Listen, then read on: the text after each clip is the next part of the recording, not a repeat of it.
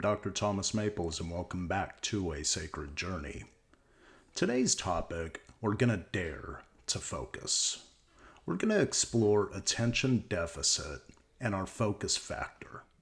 So let us begin with a little bit of words of wisdom to focus our attention, as it relates to a poem that I had written a few weeks prior for a blog post. Where attention swells, your treasure will dwell. So, said the earth to the sky. Where wisdom yearns, a head will turn, if it only reads the signs. Fear not, for wisdom will dictate the longing of God's loving grace. Live, laugh, learn, and yearn for the beauty of love's embrace. Attention. What's it matter anyways? First, we're going to discuss a case analysis of attention deficit disorder. This is something of a little bit of a biographical reflection in that I could really relate to the torment that the fictional character in this case analysis went through as he was learning to deal with the concept of time, especially as it related to my developmental journey growing up as a child with a somewhat attention deficit. Tick, tock, tick, tock, tick, tock. It seems the clock never stops. When every minute seems like an hour, what else could this time possibly devour? Looking at the clock, this was but a snippet of what raced through his mind as the minutes turned to hours, and the hours slipped by, one after another, in simple boredom, learning what he thought were useless subjects that he had never used as a grown-up anyways. The subject matter was algebra, the subject he hated, but at least it gave him time to dream. Minutes, if not days, staring out the windows, wondering what life would be like when he left this small and insignificant town. I'll show them, he thought, as the inevitable silence broke his mind's deafening roar of thoughts, realizing that he had just been called to answer a question. Luckily, he knew math like the back of his hand. Unfortunately, it was a word problem. He was stuck. While dreaming of a life to come, he had failed to attend to life's most pressing question, that of the present moment. With cheeks blushing as the class laughed at his momentary lapse of consciousness, he thought, oh well, not many of them could have answered the same question either. That was a biographical reflection of things that I remember feeling as I would sit in classrooms for what seemed like hours or seemed like days, especially with subject matters that really didn't interest me, trying to figure out what was going to occur in life to come. Now, I think this is somewhat of a global phenomenon, somewhat of a collective experience that children go through. Not everyone's geared to be mathematicians or scientists. Not everyone's geared to be therapists or attorneys. Not everyone's geared to be factory workers or food workers or cooks. What holds our attention has to be near and dear to the wavelengths that are present and prevalent in our life. And it's when we get stuck in these areas of inability to be not entertained, but to elicit some passion from within in a subject matter that may be boring, yet must be taught to elicit some other aim, such as within algebra, maybe cognitive restructuring to abstract thinking.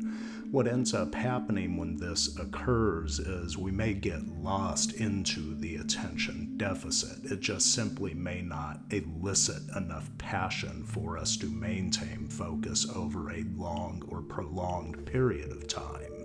Now, there are clear delimitations of attention. Have you ever noticed how limited our attention span appears to be these days? As a social scientist and a psychotherapist, I tend to analyze everything. The average attention span of children and the adults who raise them seems to be exponentially decreasing over time. Having practiced psychotherapy for over 2 decades now, I see a clear decrease in the attention span of the individual, which I have found co-occurs alarmingly with other maladaptive behaviors of the mind, including aspects of depression, anxiety, and other elements. I believe this suggests a clear decline in the social stability around mental health, all from the facet of what we could sustain attention to over a prolonged period. Now, why is this the case? Is it caused by nature or nurture, or likely both? Or is there something else at play here? Objectively observing, I cannot help but turn my attention to the behaviors of the individual who flips through the social media posts as if I was watching an addict trying to obtain their next immediate dopamine or norepinephrine fix. When our brain becomes addicted to its chemistry, it regresses. It devolves, not evolves, and denies us the foundation of our capacity to reach more evolved heights. Now, to what end do we owe this strange turn of events? Let us focus on the ideals behind competition, instant gratification, and the social dilemma. This again is based upon an experiential understanding of things that I notice just happening around me when I interact with my children or I am at work. As I toil through the Netflix menu, I cannot help but scroll through the numerous options, each blurring into the next. Thousands of movies are in a box, right at the push of the finger. Yet, I still cannot help but notice how difficult it is to find a movie to watch. Who knows? Should we narrow it down by genre? Actor? Maybe time period? The choices are there, but the immediacy of everything at a fingertip supersedes the excitement I once felt when I would go to a local Blockbuster store, sift through the aisles looking for the new releases, and if the newest one wasn't there, picking out something maybe of an old favorite or maybe of something new and exciting that I may have heard on the ancillary part. Now, all these options are available on Netflix, but the physical touch, the putting of work into getting to the store and then coming back simply are not there. And let us not forget also that competition was present, that if you wanted to get the newest video, you had to arrive early or the videos may not be there. If the videos weren't there, you also had something to look forward to the next week. Maybe it was something that you could put on movie night for the following week because the video wasn't there when you went during this week.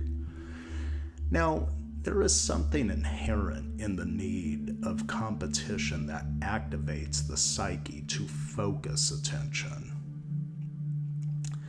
Is there an inherent need for even the possibility of a delay for gratification that creates the excitement within our choices?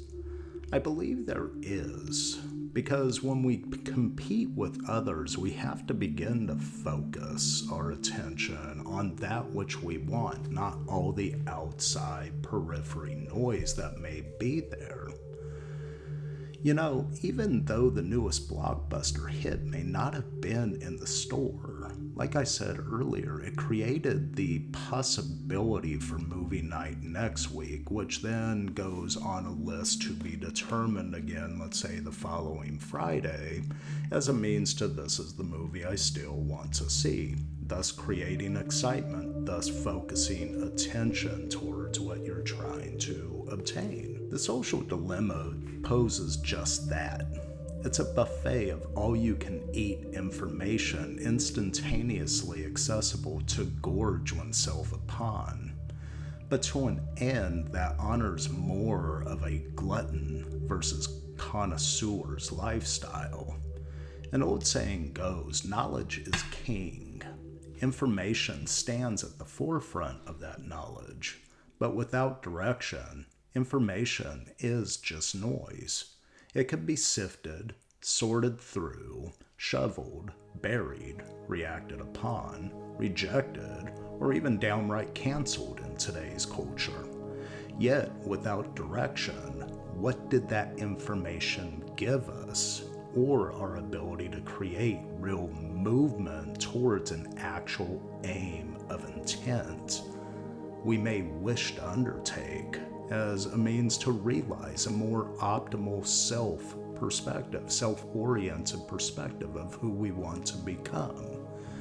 Knowledge is keen, but only when it is honed, sharpened, and acted upon. Owning and honing one's knowledge requires our focus factor, focus to follow one course until successful. This in turn creates the potential for inner growth, but only if we know how to focus on a course that we wish to obtain. So what can we do to focus? There's a myriad of ways that we could begin a focus practice.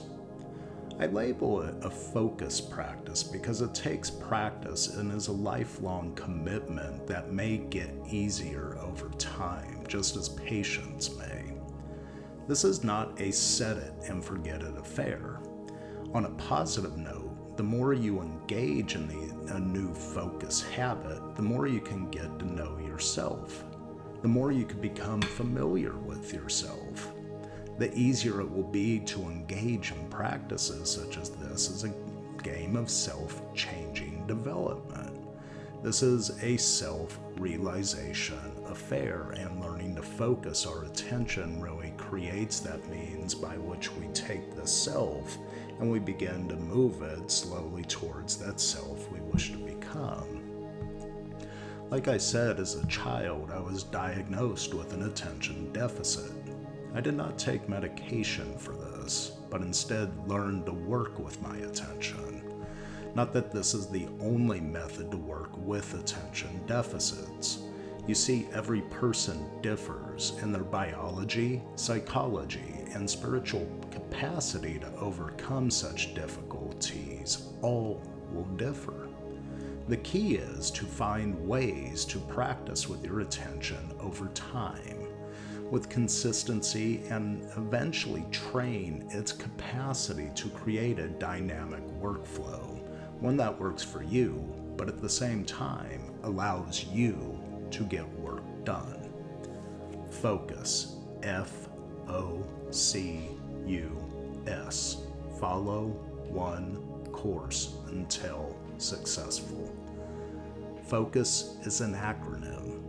It will help you orient back to a single point. This is the first step to learning to hone focus. Shut out the external. If it is only a minute, see what you can do to elevate that minute to 2, and then try to move it to 15 or 30 minutes. This is experientially moving the focus factor clock to work with you to engage your dreams in a precise manner. When you hone in on one factor for this amount of time, you can begin to easily create a workflow in 20 to 30 minute blocks, 3 or 4 of them to shift through daily tasks, to create a workflow that allows for optimal success moving forward.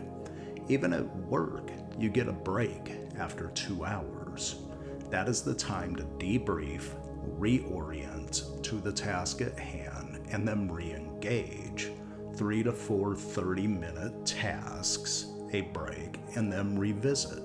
Allows you to achieve 3 hours of work on 2 tasks per day. How would your workload look with numbers like that? Step 2 is to keep a running list of daily tasks. Break it down into smaller goals and larger goals, and then break down those larger goals into daily tasks, even when it moves into the smaller tasks and then into the larger tasks.